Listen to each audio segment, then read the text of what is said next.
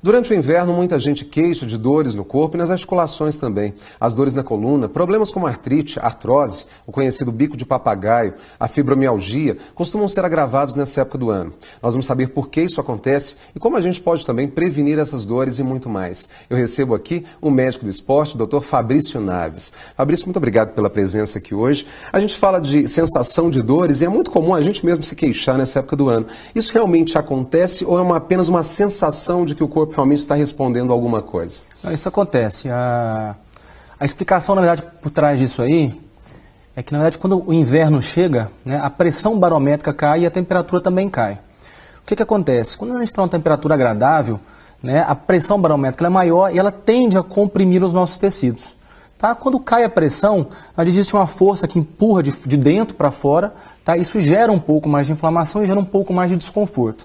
É por isso essa sensação que todo mundo tem, né? E não é uma inverdade, não é uma falácia, isso realmente é comprovado, tá? Que as pessoas sentem mais dor ou sentem um pouco de desconforto durante o inverno. É mais comum em articulações, a própria musculatura ela fica um pouco mais comprimida, não sei se essa palavra é certa, mais ou menos é por isso? É mais comum nas articulações, né? Porque existe, na verdade, uma expansão do tecido, ok?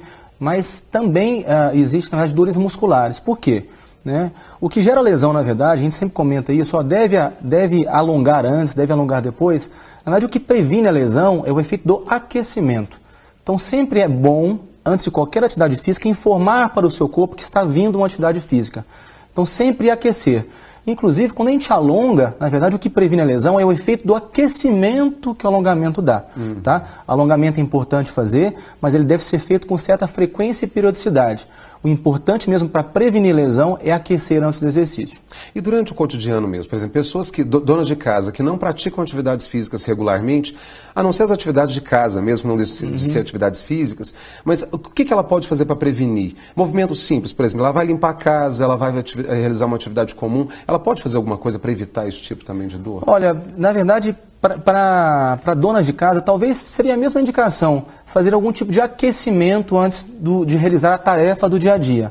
Né? Para quem tem dores crônicas, e é que essas dores são agravadas pelo frio, né, enfim, ou pela queda da pressão barométrica, talvez seja interessante em momentos de muito frio, né, às vezes tomar alguma medicação para prevenir essas dores. Né, porque realmente existe um efeito inflamatório.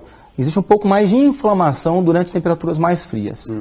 E você falou uma situação muito interessante. Quando a pessoa já apresenta algum tipo de doença crônica ou algum quadro específico, é importante sempre o acompanhamento médico, até para saber o que realmente é direcionado. Existem talvez o que é básico, né, em relação a hábitos ideais de vida, mas tem sempre algumas particularidades também? Sempre. Na verdade, tem pessoas...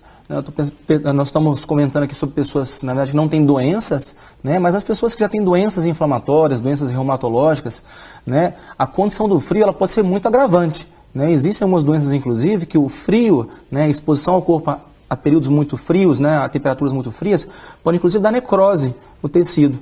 Né? Então é muito importante, às vezes, você cobrir, às vezes com luvas, as áreas mais expostas, às vezes usar algum anti-inflamatório nessas fases. Tá? Então, condições de doença, né, são diferentes de condições sem doença. Então, essas pessoas realmente têm que prestar um pouco mais de atenção. Fabrício, só para a gente fechar, em relação a hábitos ideais de vida, a gente tem que manter ao longo do ano, independentemente de estação, e se for nessa época do ano, ainda assim continuar com a prática do esporte e também com uma boa alimentação? Sim, essa orientação em relação à atividade física, acho que a gente está cansado de saber, já a mídia fala muito disso, né, dos efeitos benéficos do exercício físico. Mas é muito importante manter isso. Tá? E ambientes mais frios, temperaturas mais frias, e geralmente relacionados também à umidade também relativa do ar muito baixa, é importante hidratar, mais importante ainda, aquecer antes de começar o exercício físico.